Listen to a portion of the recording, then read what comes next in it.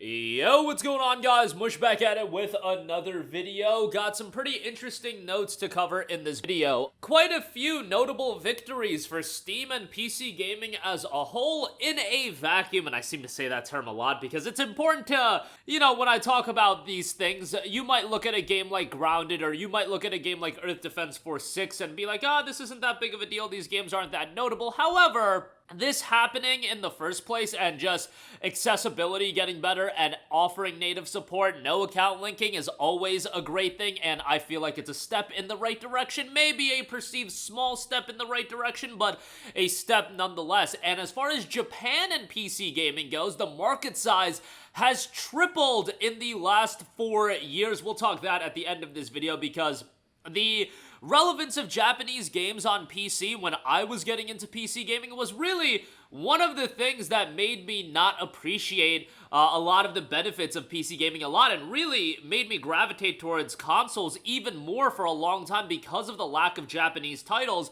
And boy, oh boy, has that shifted over the last decade or so. But we'll talk that at the end of this video. Right off the top, patch 1.4.5 has been released for Grounded, and now you have a native Steam support. Steam players no longer require a Microsoft account to play multiplayer. While not logged into a Microsoft account, you can host and join standard world multiplayer sessions with players from your Steam friends list. Microsoft account is still required for crossplay. That's fine. Not a big deal there. I believe offline was always supported in Grounded, as far as playing the game offline without a Microsoft account. However, now if you just want to stay in the Steam bubble, you don't need a Microsoft account, which is great to see. The less third-party accounts being needed, the less launchers being needed, that's always a good thing. I get it that it's a reality of PC gaming, and I try not to bug out about it. Even with the Sony situation, my main problem with the PSN account linking is that PSN is straight up not available in a lot of regions. That's my main issue, and yes, there are people out there with these security concerns, their data being protected, so on and so forth, but my main thing was like, bros, a PSN isn't even available in so many regions, locking out people from even buying the game. But if we can get to a world where there is less account linking, where there is the lessening of the need for Microsoft accounts, for EA to go on through the EA app, Rockstar, so on and so forth. I know we're never going to get into a world where everything is going to be eliminated, but Ubisoft, you want to rebuild some goodwill with your audience, you got to do a lot of things. I feel like if you were to all of a sudden say, hey, with Assassin's Creed Shadows, that game is going to be native on Steam, I think people would be incredibly excited about that fact. I don't think it's going to happen because I think with how those games are designed with the microtransactions and everything, you need the Ubisoft Connect account or whatever to keep it all in-house. I don't know, but I'm sure Ubisoft could figure it out while retaining their microtransactions. Or if you really want to get into the good graces of people, remove all the microtransactions as well. But how about that? Yeah, that definitely isn't going to be happening. But baby steps as far as Ubisoft is concerned. But good note for Grounded. I have no affinity, no attachment towards this game. Like, I don't really care for it. But again, it's relevant that this game is doing it. Hopefully other games follow suit. And an issue with Earth Defense Force 6 earlier this year was, and many games have had this issue, the sneaking in of the Epic Game Store connectivity. Space Marine 2, I believe, had this as well. Sonic Superstars had this last year. And now Earth Defense Force 6 has been updated after the pushback. This application has been modified so that you can play online missions without signing into your Epic Games account. Signing into your Epic Games account is no longer required. If you wish to unlink your Steam account from your Epic Games account, please visit Epic Games' website in the web browser. Look, a game can do whatever it wants as far as requiring account linking, but the issue I had with EDF 6 and Sonic Superstars is that there was no transparency.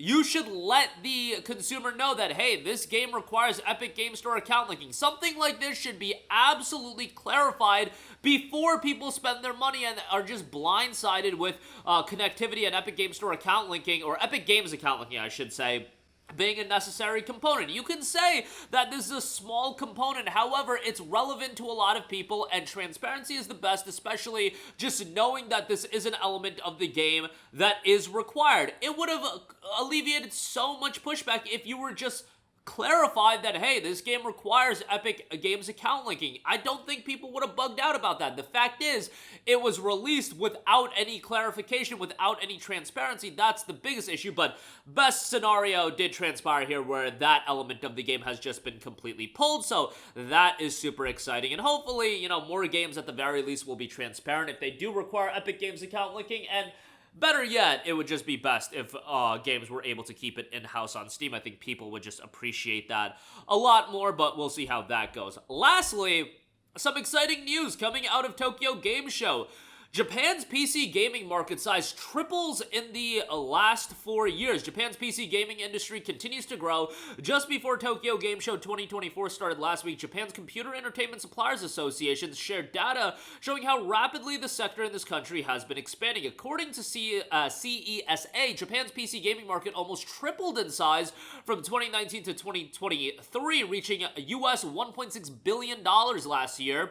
And over the last year as well, it has continued to grow. And PC gaming is growing exponentially in Japan, which is so exciting. And obviously, I do think it is tied to so many Japanese games now being available on PC. One of my main issues going into PC gaming back when I did in 2012, there were a lot of benefits. Mods, the Steam sales, so on and so forth.